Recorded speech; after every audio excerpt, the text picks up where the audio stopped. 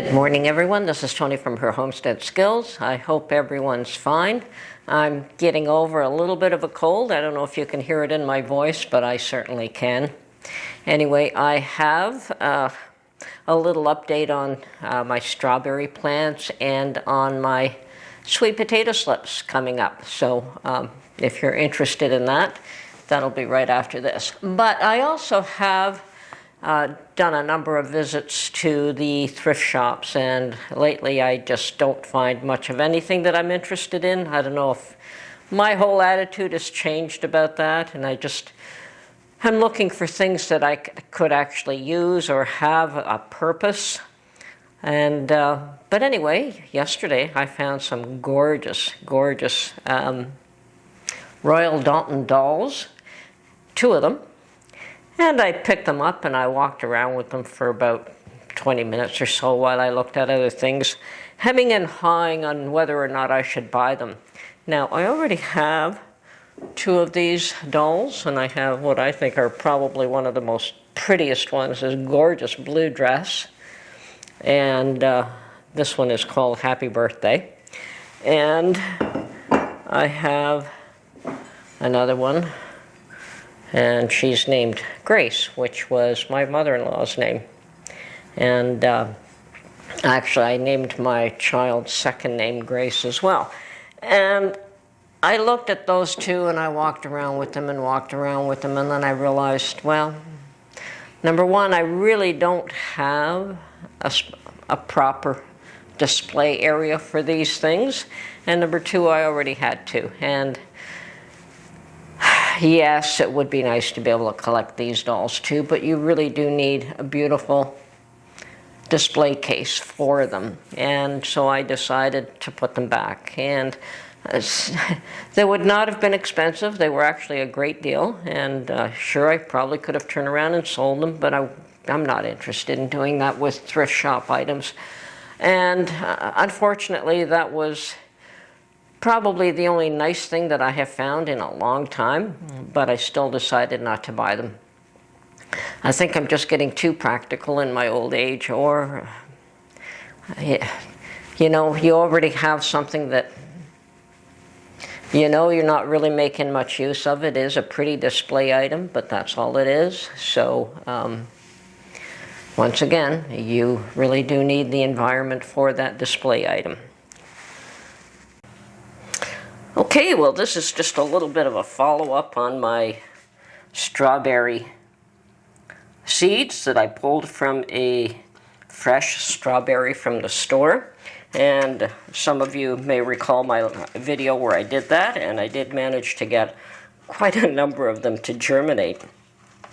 And at one point, I pulled out some of the larger ones and potted them up individually, and look at them, they're absolutely gorgeous right now. So there's about 6 of these, and they're pretty much ready to go into the ground. And so I decided I would individually pot up a whole bunch more. I mean, they are tiny, and you have to be careful. I just use a little toothpick to pick them out. But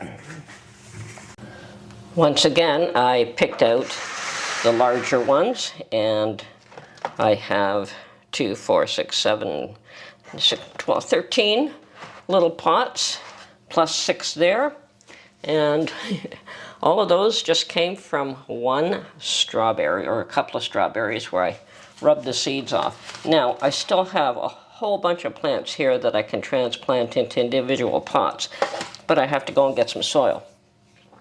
So at this rate, just to let you know, it's pretty easy to start a strawberry patch from strawberries from the store, and costs you very, very little. As a matter of fact, when you just peel off the outer layer with the seeds, you can actually eat the rest of the strawberries, so there's no waste at all. Anyway, that's my little update. Love the way these have grown. They're just absolutely gorgeous. And another thing I wanted to point out was my sweet potato vine potato. You know that I have pulled quite a number of the vines off this potato already and put them in pots of soil, and a whole bunch of others I've just put in water. And these have continued to grow. Let's just see. Okay, and these have just continued to grow. Huge vines, as you can see, and they've rooted extremely well. These are ready to go into the garden, no problem. Now I do want to pull off the other ones that have developed on this potato, and we'll probably let it continue to put out.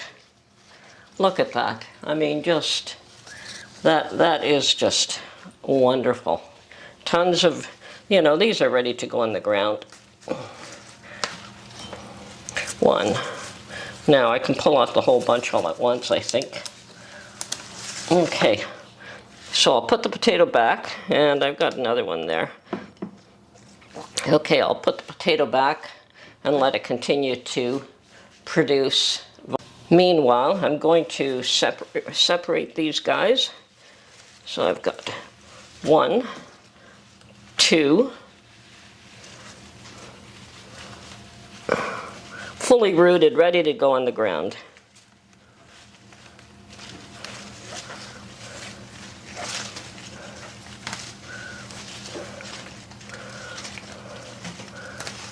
Three. I mean, just look at that. 4, 5, 6, 7, and how many ever I have here. I have probably way more than what I need, but these are ready to go to the garden. I'm going to put this one in a small container of water.